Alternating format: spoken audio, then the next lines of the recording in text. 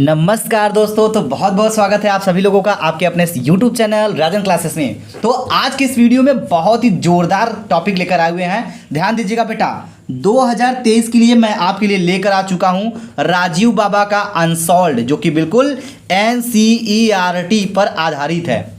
तो बिल्कुल जो भी क्वेश्चन पूछा जाएगा बोर्ड परीक्षा 2023 में वो NCERT से होगा। और ये मैंने लिया है राजीव का। राजीव बाबा जो है वो किसके हैं राइटर हैं? NCERT जो लिखते हैं वो राजीव जी लिखते हैं। तो हम इसका अनसॉल्व्ड लेकर आ चुके हैं। तो ध्यान रख दीजिएगा, अनसॉल्व्ड पेपर मैं यहाँ पे रसायन विज्ञान का लेकर आया हूँ। तो आज के इस वीडियो में हम इस बात पे चर्चा करेंगे कि अनसॉल्व्ड हल करने से क्या क्या बेनिफिट होते हैं और क्या क्या लॉस होता है। तो बिल्कुल दोस्तों बने रहिएगा। आपको क्या करना चाहिए क्या नहीं करना चाहिए। अक्टूबर का महीना जा रहा है धीरे धीरे, ठीक है बेटा। तो हम नहीं चाहेंगे सुपर फास्ट बैच आप लोग शुरू कर लीजिए। ये ध्यान दीजिए कक्षा 12 वालों के लिए है। और ये सबसे बड़ी बात यहाँ बोला जा रहा है कि बोर्ड परीक्षा 2023 के लिए। अब एक चीज़ ध्यान दीजिएगा, 30% कम पाठ्यानुसार, जो 30% का सिलेबस कम किया गया है उसी के अनुसार इस अनसॉल्व्ड पेपर में सारा का सारा क्वेश्चन दिया गया है। और मैं वो क्वेश्चन आपको एकदम स्टेप बाय स्टेप हल कराएंगे।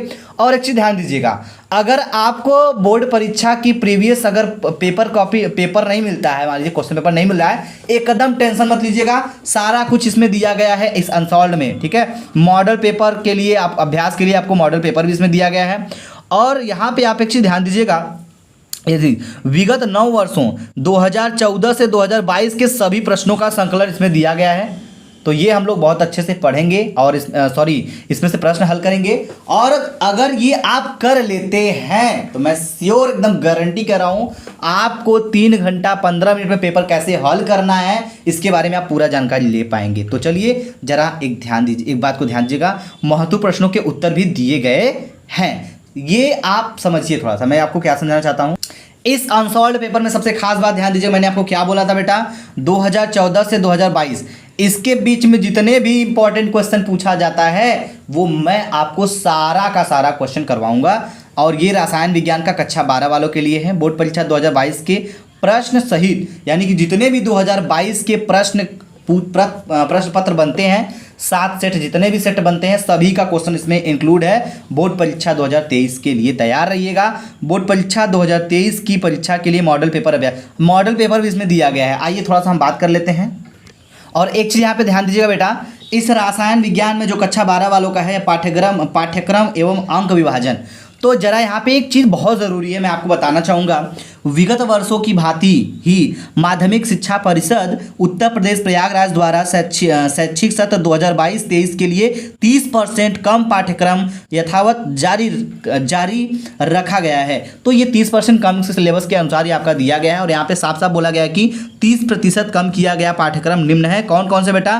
30% जो सिलेबस कम करके बताया जा रहा है उसी में हमको क्या क्या पूछा जाएगा, किस चैप्टर से कितना क्वेश्चन, ये हम थोड़ा सा जरूर ध्यान इसको समझेंगे आज की वीडियो में, ठीक है। तो यहाँ पे बोला जा रहा है कि इकाई, पहला जो इकाई है इसमें ठोस अवस्था आपको पढ़ना है। ठोस अवस्था में आपको बेटा विद्युत एवं चुंबकीय गुण पढ़ना है, ठीक है। धातुओं के बैंड सिद्धांत पढ़ना है। चालक क्या होता है, अर्धचालक क्या होता है, कुचालक क्या होता है, एवं यन प्रकार के सभी चालक पढ़ना है। विलयन पढ़ना है आपको, विलयन से भी क्वेश्चन पूछेगा।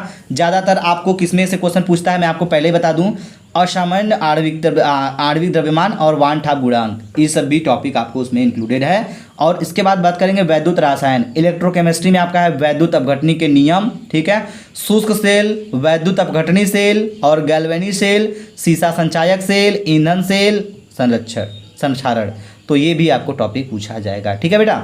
इकाई 4 में रासायनिक बलगतकी है आपका, क्या है, संघट्ट सिद्धांत की अवधारणा, ठीक है। उसके बाद संक्रियण ऊर्जा क्या होता है, आर्यनीय समीकरण क्या होता है, इसके बारे में जितने भी चैप्टर है, पृष्ठ रसायन से भी क्वेश्चन है, तत्वों के निष्कर्षण सिद्धांत प्रक्रम, ये देखिए पूरा अध्याय हटाया गया है बेटा। मैं आपसे पहले ही बता दूं ये जो 6वां चैप्टर ये पूरी तरीके से पेपर्स में हटा दिया गया, ये नहीं है, ठीक है। यहाँ लिखा गया है पूरा अध्याय हटाया गया है, ये चैप्टर पूरा का पूरा हटा दिया गया है। और ये वाला आपका है क्या है बेटा, 7वां है पी ब्लॉक के तत्व, वर्ग 15, 16, 17, 18 के जितने भी तत्व होते हैं वो सभी पी ब्लॉक के तत्व कहलाते हैं। अब जरा एक विशेष बातों का ध्यान दीजिएगा, ठीक है। अब देखिए यहाँ पे बात करते हैं, जैसे कि यहाँ पे दिया गया है क्या है इकाई 9 में उप सह संयोजन यौगिक, यहाँ से भी क्वेश्चन पूछेगा। उसमें क्या क्या है, संरचना एवं वित्रिविम समवायवता, धातुओं के निष्कर्षण, गुणात्मक संश्लेषण एवं जैविको निकाय उपसह संयोजन यौगिकों का महत्व। ठीक है बेटा। और यहाँ पे है हेलो एल्केन तथा हेलो एरीन, आप लोग को पता है, अगर नहीं पता है तो जान जाइए।